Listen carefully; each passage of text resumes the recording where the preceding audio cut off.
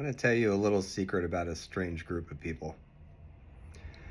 They're kind of quirky, kind of eccentric, tend to be a bit on the edge, a bit on the outside, idealistic, tend to see themselves as dreamers, sometimes even visionaries, nonconformists in many ways, often into deep kinds of healing, psychologically, spiritually.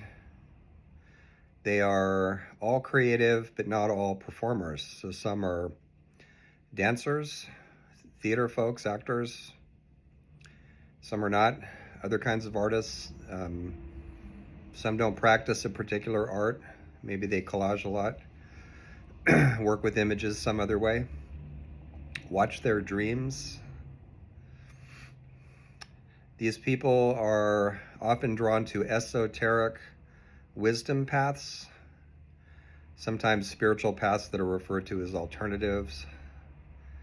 Very often nature folks, deeply appreciative of nature and of helping the natural world either recover or stay intact. They are also a very diverse group of people, all colors, all genders, abilities, cultural backgrounds, and they tend to see themselves as members of the human family rather than members of this particular group over and against that group. They tend to see that kind of thing as splitting and aggressive.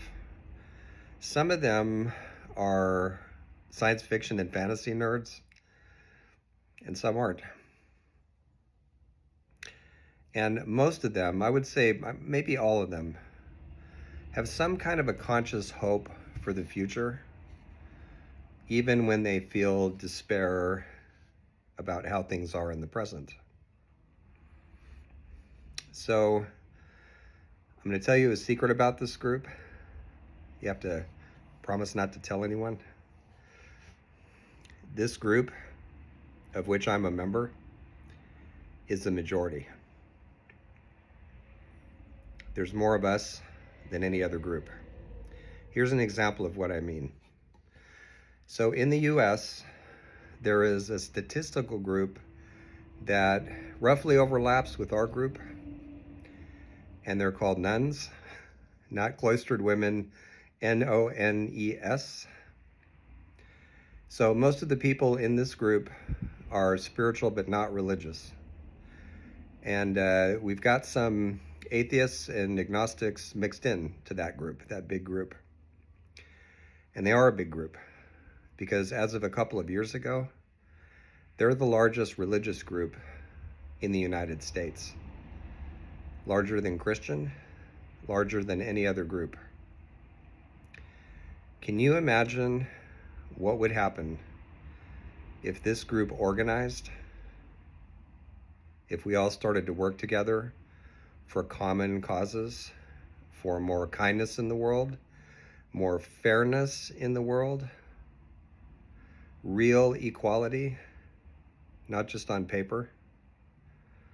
That would be a force. So I'm thinking a bit about this term I've been using in these videos called lamplighting as one form of that. So I'll make more videos on lamplighting, but as the past ones have explained, it refers to making deep change in the world through imagination,